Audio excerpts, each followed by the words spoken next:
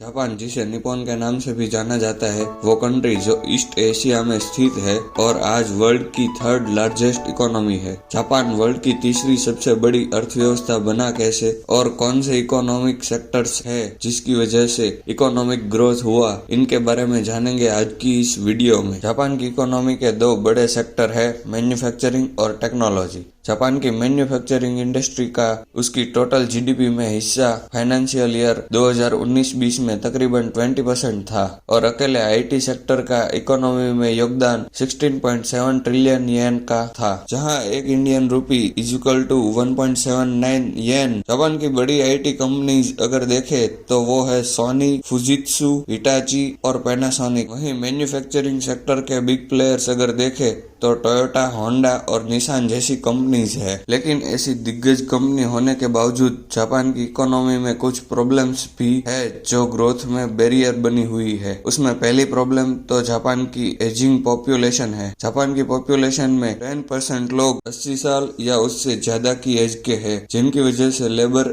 या वर्कफोर्स में भी फायदा तो नहीं होता बल्कि गवर्नमेंट की जिम्मेदारियां बढ़ती है। दूसरी प्रॉब्लम लेबर शॉर्टेज की है। तो जापान टाइम्स की स्टडी की माने तो जापान की वर्कफोर्स में 11 मिलियन वर्कर्स की साल 2040 तक गिरावट आएगी, जिसका बड़ा रीजन एजिंग पॉपुलेशन है। लेकिन इस मामले में इंडिया के पास डेमोग्राफिक डिविडेंड है। इंडिया में एवरेज एज 28 इयर्स है, जिससे भारत की इकोनॉमिकल प्रोग्रेस काफी हो सकती है। पर इस मामले में जापान के लिए टफ सिचुएशन है। लेकिन ये प्रॉब्लम्स होने के बाद भी जापान थर्ड लार्जेस्ट इकोनॉमी है, क्योंकि जापान में रिसर्च और इनोवेशन के ऊपर काफी इन्वेस्टमेंट्स किए जाते हैं। जापान का R&D में 120 ट्रिलियन येन इन्वेस्ट करने का प्लान है। किसी भी देश की इकोनॉमिक ग्रोथ में उसका इनोवेशन और रिसर्च का काफी होता है। जापान ने रोबोटिक्स और एआई के फील्ड में भी काफी तरक्की की है और इस फील्ड में भी काफी बड़ी इन्वेस्टमेंट करने की प्लानिंग की है, जो कि $875 मिलियन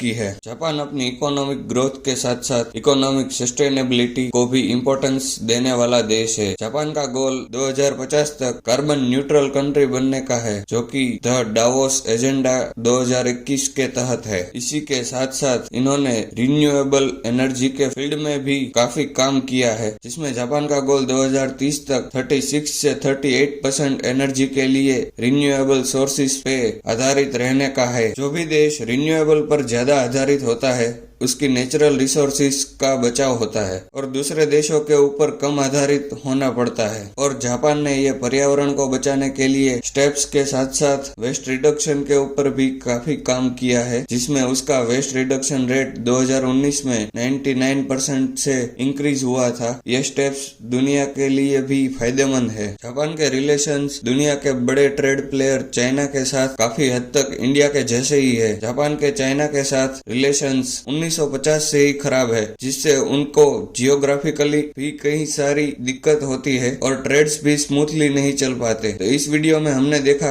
कि जापान के थर्ड लार्जेस्ट इकोनॉमी होने के पीछे कौन से सेक्टर्स का हाथ है और उसमें कौन सी प्रॉब्लम्स शामिल है। तो इस वीडियो में बस इतना ही। मिलते हैं आपसे अगले वीडियो में, और वीडियो अगर पसंद आई हो तो लाइक, शेयर, सब्सक्राइब जरूर करें।